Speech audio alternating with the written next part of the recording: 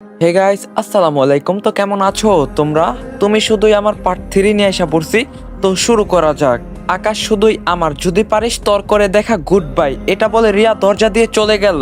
মিতু ঠাস ঠাস করে আমাকে দুইটা চর দিয়ে চিৎকার করে বলল, আমাকে চ্যালেঞ্জ দেয়, সাহস কত বড়। মিতু আমাকে ঠেলা দিয়ে সোফার উপর ফেলে দিল।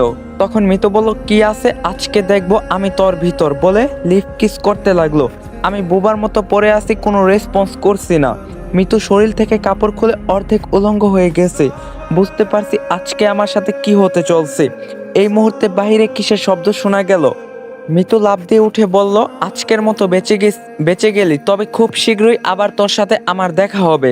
আমি এখন জ্যান্ত লাশ হয়ে আছি। মনে হচ্ছে আজকে শুধু রিয়ার কারণে আমাকে মিতুর এত অত্যাচার সহ্য করতে হচ্ছে। মিতু দরজা খুলে আবার আমার কাছে এসে বলল, মিতু বলল, খুব কষ্ট হচ্ছে না রে তোর? তখন আমি বললাম, তোর সাথে কথা বলার ইচ্ছা হচ্ছে না রে আমার। আজকে শুধু একটা ভিডিওর কারণে আমাকে তুই ইচ্ছা মতো ব্যবহার করলে মজা পাস এগুলো করে? তখন মিতু বলল, আমার অনেক ভালো লাগে। আচ্ছা তুই বসে থাক, আমাকে গোসল করতে হবে। যাবি নাকি গোসল করিয়ে দিব আমি তোরে নিজের হাতে? আমি কোনো কথা বললাম না। মিতু চলে যেতে যেতে বলল, ঠোঁটে লিপস্টিক লেগে আছে, মুছে নিস। একটু পরে অনুষ্ঠান শুরু হলো। আজকে দুইটা এঙ্গেজমেন্ট একসাথে হবে। নামি দামি অনেক ব্যক্তি এসে ভরে গেছে কিছুক্ষণের ভিতর। আমি একটা ছেলেকে ডাক দিয়ে বললাম, মামা, স্বরাষ্ট্রমন্ত্রীর ছেলে মেয়ে কয়জন? ছেলেটা বলল, একটা ছেলে আর একটা মেয়ে, ওই যে দেখছেন না, ওরা ওর বাবা মার সাথে বসে আছে। তখন আমি বললাম, ধন্যবাদ ভাই। একটা হাসি দিয়ে সামনে এগোতে লাগলাম। স্বরাষ্ট্রমন্ত্রীর সামনে গিয়ে সালাম দিলাম। ভালো আছেন আঙ্কেল? আমার বাবার নাম কামাল। বাবা, ভালো আছি। তুমি কামালের ছেলে না? আমি বললাম, জি আঙ্কেল। ভাইকে দেখতে পাচ্ছি না, হয়তো আশেপাশে কারোর সাথে কথা বলছে। আমি বললাম, আন্টি আপনি ভালো আছেন? তখন আন্টি বলল, বাবা। আমি বললাম, আঙ্কেল যদি কিছু মনে না করেন, আমি আপনার মেয়ের সাথে একটু কথা বলতে পারি? এই বলতেই মেয়েটা আমার দিকে তাকিয়ে দেখলো। আরে কেন নয়, ও এমনি বসে বোরিং হচ্ছে, এক কাজ কর, ওকে সব কিছু ঘুরিয়ে দেখিয়ে আন। তখন আমি বললাম, জি আঙ্কেল, আপু আসেন আমার সাথে। দূর থেকে দেখি মিতু আমার দিকে বড় বড় চোখে তাকিয়ে আছে। মনে মনে বললাম, খেলা তুই খেলতে পারিস না, শুধু আমিও একটু খেলি, ফাঁকা মাঠে গোল দিবি কেন? তখন আমি বললাম, আপনার নামটা জানতে পারি? কেন নয়, আমার নাম তুবা। তখন আমি বললাম, অনেক সুন্দর নাম, চলেন ওই দিকে বসি। তবে আমার কথায় ভুল হলে মাফ করবেন, আপনি স্বরাষ্ট্রমন্ত্রীর মেয়ে আর আমি সাধারণ একজন ছেলে। তখন তুবা বলল, সে যাই হোক, 2 দিন পর তো আপনি আমার বেয়াই হবেন। তখন আমি বললাম, সে হয়তো, একটা কথা জানতে পারি? তখন বললাম, অবশ্যই বলেন। তখন আমি বললাম, আপনার কি কোনো বয়ফ্রেন্ড আছে? এটা বলতেই তুবা আমার দিকে বড় বড় চোখে তাকিয়ে দেখলো। তখন আমি বললাম, এভাবে তাকাবেন না, ভয় করে যদি একটু নোটিশ করেন আমার নামে সারা জীবন থানায় পড়ে পচতে হবে। তখন তুবা বলল, না সে না, এই প্রশ্ন করার সাহস আজ পর্যন্ত কারো হয় নাই, তাই একটু আজব লাগলো। আপনার ভয় করে না? আমাকে দেখে হাতে একটু ইশারা করলে আপনার লাশ মাটিতে পড়ে যাবে। তখন আমি বললাম, আসলে আপনার চেহারায় অনেক মায়া মায়া আছে, মায়াবী, আর আপনি জানি এটা করবেন না। তখন তুবা বলল, তাই নাকি? আপনার সাহস আছে, বলতে হবে। তখন আমি বললাম, সাহস তো হয় না, করে নিতে হয়। আপনাকে দেখে এমনিই আমার সাহস জন্ম দিয়ে নিছে। তখন তুবা বলল, পটানোর চেষ্টা করছেন নাকি? তখন আমি একটু ভয় পেয়ে বললাম, না মানে তখন তুবা বলল, ওই দেখেন ধান খেতে বক, আপনার নানি রে পক পক। এত ভয় পেলে কিভাবে প্রেম করবেন? হঠাৎ মিতু আমার সামনে এসে বলল, আকাশ, এই তো আম্মু তরে ডাকছে। তখন আমি বললাম, তুই যা, দেখিস না ম্যামের সাথে কথা বলছি, চলেন ওই দিকে যাই। আমি জানি কাটা দিয়ে কাটা তুলতে হয়, মিতু ওনাকে কিছুই বলবে না, এটা আমি জানি। তাই ওকে একটু পটানোর চেষ্টা করেই দেখি সফল হই নাকি। আমি তুবাকে দিয়েই সব গেম খতম করতে চাই, তবে ওকে ভালোবাসবো না। ওই বলছি না, সময় আমারও আসবে। তখন তুবা বলল, মেয়েটা কে? আমি বললাম, আজকে ওর সাথে আমার এঙ্গেজমেন্ট হওয়ার কথা। তুবা বলল, কি? আমি বললাম, তবে হবে না। তুবা বলল, ওমা, তা আবার কেন? আমি বললাম, কাউকে পছন্দ হয়ে গেছে, তাই হবে না। তুবা একটা হাসি দিয়ে বলল, জানেন, বাবা মা কখনো আমাকে একা বাহিরে হতে দেয় না, সব সময় সাথে বডিগার্ড থাকে, কিন্তু আজকে একটু ভালো লাগছে আপনার সাথে ঘুরতে। তখন আমি বললাম, আমি জানতাম না যে হঠাৎ করে আমার একজনকে পছন্দ হয়ে যাবে, যদি আপনি বলেন তো। তখন তুবা বলল, কি বলবো? অনেক সাহস বেড়ে গেছে আপনার। তখন আমি বললাম, বিশ্বাস করেন আমার কাছে এত সময় নেই, একটু চিন্তা করে দেখবেন, আমি থাকলে আপনার কোনো বডিগার্ড লাগবে না। কথা কথায় আছে না, গরিবের ভালোবাসা কিন্তু সুন্দর, আর বড়লোকদের শুধু চিন্তা আর চিন্তা, কখন কি হয়। তখন তুবা বলল, এই আপনি আমাকে কি বোঝাতে চান? হ্যাঁ। তখন আমি বললাম, এখন ও যদি না বুঝে আর কি বলবো, আপনার হৃদয়টা আমাকে দিয়ে দেন, তাহলেই হবে। এখানেই বলছি না, সময় কিন্তু আছে, হাতে আংটি পরানোর আগ পর্যন্ত। হঠাৎ রিয়া এসে বলল, আপু ভালো আছেন? তোবা বলল, আরে ভাবি আপনি এখানে? তখন রিয়া বলল, না আপনাকে দেখতে আসছি ভাইয়া, একটু এদিকে আসবি, কিছু কথা ছিল তোর সাথে। তখন আমি বললাম, সরি রে, সময় নাই, তোবা চল ওই দিকে যাই। রাগে রিয়ার মুখটা লাল হয়ে আছে বুঝলাম, তবে তোবার সামনে ভাইয়া ডাকলো, নইলে কি যে কি যে ডাকতো বাবা। তখন তোবা বলল, আপনার বোনকে ইগনোর করলেন কেন? তখন আমি বললাম, আপনাকে তো পটাতে হবে তাই না? তুবা একটা হাসি দিয়ে বলল, আসি, বাবা মনে হয় ডাকছে। তখন আমি বললাম, আমার উত্তরটা? তখন তুবা বলল, আপনি আমাকে ভেজালে ফেলে দিলেন, আচ্ছা চিন্তা করে দেখি কি হয়। তখন মনে মনে বললাম, মিতু এখন বুঝতে পারবি কত ধানে কত চাল, আমার সাথে গেম খেলিস না, এখন দেখ। কিছুক্ষণ পর সবাই চাচার বাসার সামনে গেল। আগে রিয়াকে আংটি পরানো হবে, পরে আমাকে, আর খালামুনি এসে দেওয়াল সব ভেঙে ফেলছে। তবে মিতু আমাকে চোখের ইশারায় খেয়ে ফেলবে মনে হয়। রিয়াকে সাজিয়ে আনা হলো, আর পাশে সুমন দাঁড়িয়ে আছে। স্বরাষ্ট্রমন্ত্রীর ছেলের নাম সুমন। তবে রিয়ার পাশে সুমনকে দেখে আমার কেমন জানি লাগলো, হঠাৎ কেন এমন হলো বুঝলাম না। রিয়ার প্রতি আমার কেমন জানি একটা মায়া জন্ম হলো। রিয়াকে বলা হলো হাত বের করতে, কিন্তু রিয়া আমার দিকে একবার তাকিয়ে দেখলো। আমি মাথা নিচু করে ফেললাম, আমি কি করতে পারি, আমি এমনিই ওর জন্য বিপদে পড়ে আসি। হঠাৎ রিয়া মাথা ঘুরিয়ে পড়ে গেল। এটা দেখে তো আমার শরীর কাঁপতে লাগলো, যদি কোনো নেগেটিভ হয়ে যায় আমি আজকে শেষ, বাঁচার মতো কোনো উপায় থাকবে না। আশেপাশে সবাই বলা বলি করছে, মেয়ে তো আবার কোনোভাবে কারোর সাথে কোনো সম্পর্ক লিপ্ত না, হতেও পারে। আজকালকার ছেলে মেয়েদের বিশ্বাস করতে নাই। আমি এখন আমার চোখের সামনে নিজের মৃত্যু দেখতে পারছি। চাচা আমার দিকে বড় বড় চোখে তাকিয়ে দেখলো। পরিবেশ স্বাভাবিক করার জন্য চাচি উত্তর দিল। চাচি বলল, দেখেন কেউ কিছু মনে করবেন না, আমার মেয়ে একটা অফিসে চাকরি করার জন্য ইন্টারভিউ দিতে গেছিল, তার পরীক্ষার ফলাফল আজকে দিয়েছে। বলা হয়েছে ওর চাকরি হয় নাই, এজন্য ও সকাল থেকে কিছু খায় নাই, এজন্য মাথা ঘুরে পড়ে গেছে। আর আপনাদের মনে একটা প্রশ্ন ঘুরছে, আমার মেয়ের টাকা পয়সার অভাব নাই, ও কেন চাকরি করবে, তাই না? আসলে ওর ইচ্ছা নিজের পায়ে দাঁড়ানোর, ওর বাবার টাকা দিয়ে ও নিজেকে পরিচিত করতে চায় না। আমার মেয়ে নিজের পায়ে দাঁড়াতে চায়, আর আমাদের কাউকে না বলে ও চাকরির জন্য ইন্টারভিউ দিতে যায়। আমি এই কথা জানতে পারতাম না। আকাশ আজকে আমাকে বলছে ওর বিষয়। কি আকাশ, ঠিক তো? আমি আতঙ্ক নিয়ে বললাম, হ্যাঁ চাচি, যা বলছে সব সত্যি। আসলে আমার বোনের কোনো তুলনা হয় না, হয়তো ও আমার চাচাতো বোন, কিন্তু রিয়া একজন সাধারণ মনের মানুষ হয়ে বাঁচতে চায়, এজন্য ও এমন সকাল থেকে কিছু খায় নাই। আমি বলছি হতাশ হওয়ার কিছুই নেই। এখন সবাই বলা বলি করছে, ইস, এমন একটা মেয়ে যদি আমার ঘরের বউ হতো। মেয়েটা খুব লক্ষ্মী, বাবার এত টাকা থাকার পরও ওর কোনো অহংকার নাই। এর মাঝে স্বরাষ্ট্রমন্ত্রী বলল, সবাই একটু কথা বলা বন্ধ করুন। আসলে আমার বৌমার উপর আজকে আমি অনেক খুশি হয়েছি। এত ভালো একটা মেয়ে আমার ঘরের বউ হবে, এটা তো আমার সৌভাগ্য। থাক, ও একটু অসুস্থ, এখন আমরা বিয়ের কথা বলি, কি বলেন বিআই সাহেব? তখন চাচা বলল, হ্যাঁ হ্যাঁ, রিয়ার বিয়ে ঠিক হয়ে গেল, আর মাত্র 2 সপ্তাহ পর রিয়ার বিয়ে। তবে ওর অসুস্থ থাকার কারণে এঙ্গেজমেন্ট বাদ হয়ে গেছে। আর এদিকে আমার একটা অজানা ভয় হতে লাগলো। রিয়া পিল যেহেতু খায় নাই, সেই হিসাবে যদি আমার অনুমান ঠিক হয়, তাহলে ওর পেটে আমার বাচ্চা। না না না না, হে উপরওয়ালা, আমাকে তুমি রক্ষা কর। না জানি কি বিপদে আমি ফেঁসে গেছি, আমার কারণে রিয়ার জীবনটা নষ্ট হয়ে যাবে, আমি এটা চাই না। মিতু আমার হাত ধরে বলল, চলো বেবি, সবাই আমাদের জন্য অপেক্ষা করছে। তুই ভাবিস না, রিয়ার মতো তুইও বেঁচে যাবি আমি থাকতে। কেউ আমার থেকে তোকে ছিনিয়ে নিতে পারবে না, এটা মনে রাখিস। তখন আমি বললাম, আমার হাত ছাড়, আমি হেঁটে যেতে পারবো, সবাই তাকিয়ে আছে। তখন মিতু বলল, দেখার জন্যই তো তোর হাত ধরলাম। ইস, দেখি বেচারি রিয়ার মুখটা দেখার মতো হয়েছে না, কি লাল হয়ে গেছে।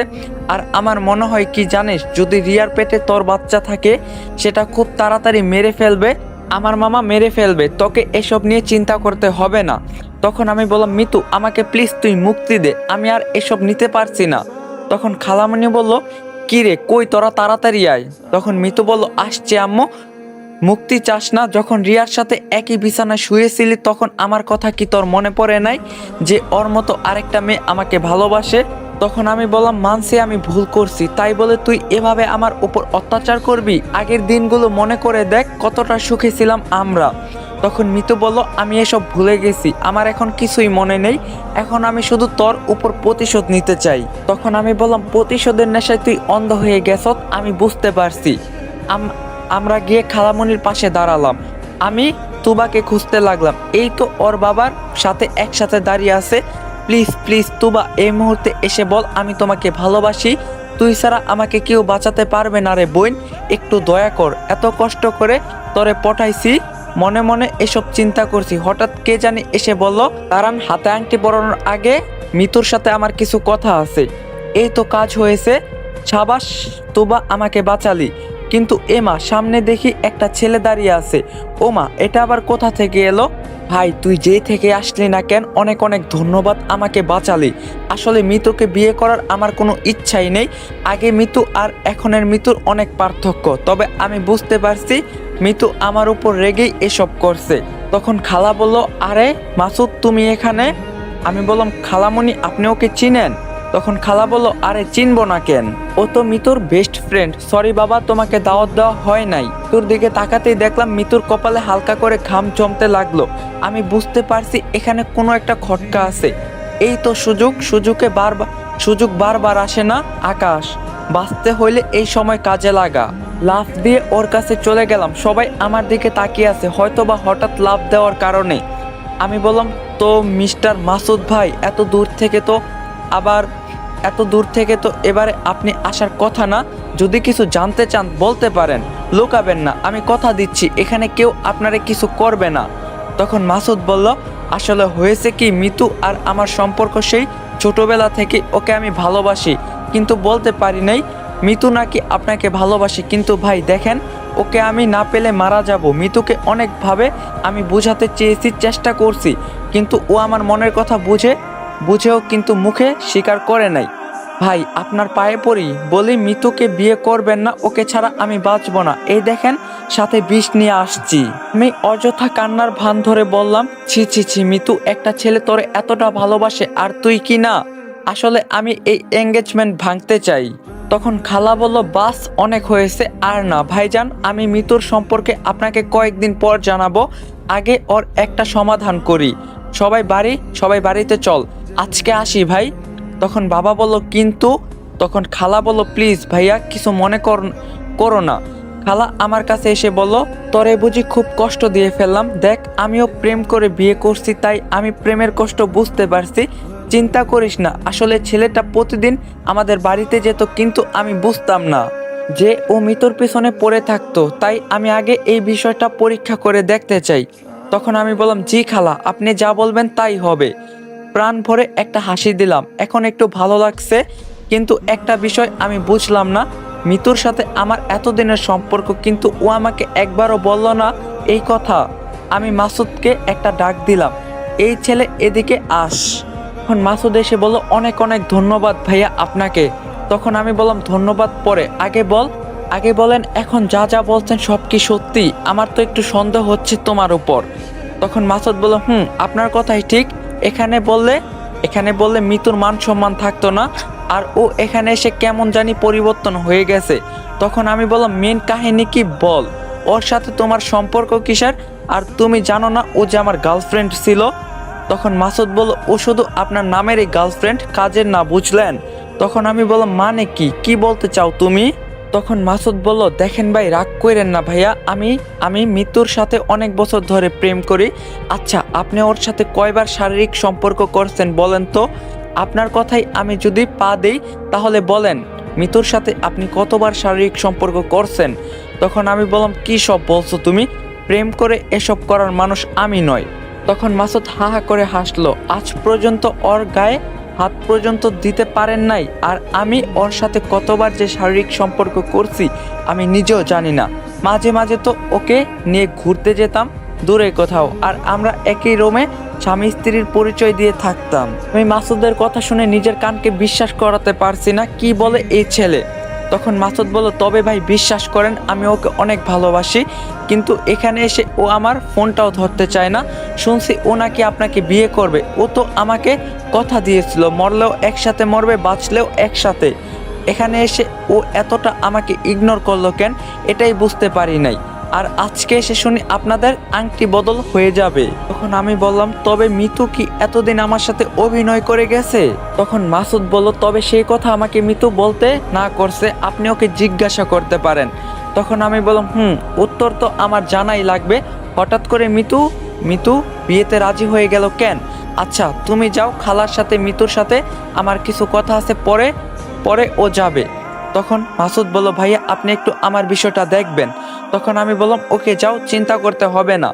তখন আমি খালাকে ডাক দিয়ে বললাম, মিতু পরে যাবে, তোমরা যাও, ওর সাথে আমার কিছু কথা আছে। হঠাৎ তুবা আমার সামনে এসে বলল, তুবা বলল, কি খবর আকাশ সাহেব? তখন আমি বললাম, জান আপনার সাথে আমার কোনো কথা নাই, আপনি আমাকে এভাবে নিরাশ করবেন আমি বুঝতে পারি নাই। তখন তুবা বলল, আপনি আমার উপর কেন নজর দিলেন? আমি জানি স্বরাষ্ট্রমন্ত্রীর মেয়ে, আমি যদি একটু সুযোগ পাই তাই তো। আমাকে কি আপনার বোকা মনে হয়? ওই সময় আপনার কথা শুনে আমার ভালোই লাগছিল। জানেন সবাই আমাকে পটাতে চেষ্টা করে কিন্তু পারে না। তখন আমি বললাম, নিজেকে কি নায়িকা মনে করেন নাকি? তুবা চুলগুলো সামনে এনে বলল, তাই যদি মনে করি আমি তাই হতে পারবো, কিন্তু এগুলোর মাঝে আমার কোনো ইন্টারেস্ট নেই। আপনি ছেলেটা ভালো, তবে আপনার লেভেলের কাউকে খুঁজে নিন, তাহলে খুব ভালো হয়। নিচ থেকে উপরে ওঠার চেষ্টা করবেন না, তাহলে খুব ভালো হয়। তখন আমি বললাম, অপমান করছেন মনে হয়, তবে আপনার সাথে কথা বলে আমি যে কতটা ভুল করছি তা এখন বুঝতে পারছি। তবে একটা সত্যি কথা বলি, আপনার সাথে প্রেম করার আমার কোনো রুচি বা ইচ্ছাও ছিল না। একটা বিপদে পড়ছিলাম, ভাবছিলাম আপনাকে দ্বারাই এই এঙ্গেজমেন্ট ভেঙে ফেলবো, কিন্তু এটা অটোমেটিকলি হয়ে গেছে, আপনাকে লাগে নাই। আর নিজেকে নিয়ে এত অহংকার করবেন না। আপনার পায়ের জুতোর ফিতাটা খুলে গেছে, লাগিয়ে দিব। তোবা কিছু বলল না। তখন আমি বললাম, একটা বিষয় কি জানেন ম্যাম, বড় লোক কিন্তু মাথা নিচু করতে হয়, পরে উপরে উঠে, তাই তো। ভালো থাকবেন ম্যাম, আর পারলে অহংকার কমিয়ে নেবেন। টাকা দিয়ে সব কিনা গেল, ভালোবাসা কিনা যায় না। তখন সুমন ভাই বলল, ভাইয়া ভালো আছেন? তখন আমি বললাম, তোমাকে তো খুঁজেই পাওয়া যায় না। আমি ভালো আছি, তুমি? তখন সুমন বলল, ভাইয়া। তুবা চল, বাবা দাঁড়িয়ে আছে। তখন আমি বললাম, যান ম্যাম, ভালো থাকবেন, আর জুতার ফিতাটা একটু বেঁধে নেবেন। তারপর আমি গিয়ে চাচিকে বললাম, রিয়াকে আমার রুমে পাঠাতে বলছি, বোন হিসাবে কয়েকটা কথা বলবো, সন্দেহ করবেন না, ওর ভালোর জন্যই বলবো। আমার রুমে এখন আমরা 3 জন ছাড়া আর কেউ নেই, আমি, রিয়া আর মিতু। আজকে যে করে হোক সব সমস্যার সমাধান করতে হবে। আমি ওদের দুজনকে দুই পাশে বসালাম। আমি বললাম, রিয়া চুপ করে বসে থাকবি, একটা কথাও বলতে পারবি না যতক্ষণ পর্যন্ত আমি না বলবো। তখন রিয়া বলল, আমি বললাম, মিতু একটু আগে যে ছেলেটা এলো, ওকে তুই চিনিস? তখন মিতু বলল, ও আমার বেস্ট ফ্রেন্ড। তখন আমি বললাম, ও তোর বেস্ট ফ্রেন্ড তাই না? দেখ, আমার কাছে মিথ্যা কথা বলবি না, সত্যি সত্যি বল। তখন মিতু বলল, তোরা আমাকে কিছুই বলতে পারবি না আমার অনুমতি ছাড়া, এটা ভুলে যাস না যে তোরা দুজন আমার হাতে বন্দি। তখন রিয়া বলল, মনটা চাইতাছে রে তোরে। গাইস, আজকের পার্টটা এখানে এন্ড করতেছি। আর আপনি যদি চ্যানেলে নতুন হয়ে থাকেন, অবশ্যই চ্যানেলটা সাবস্ক্রাইব করবেন, ভিডিওতে একটা লাইক দিবেন, কমেন্ট করবেন। তো আজকের পার্টটা কেমন লাগছে কমেন্টে জানাবেন, কিন্তু কালকের পার্টটা অনেক ইন্টারেস্টিং হইব। আর চ্যানেলটা সাবস্ক্রাইব করে দিন। তো দেখা হইব কালকে 6টা 45-এ। আল্লাহ হাফেজ।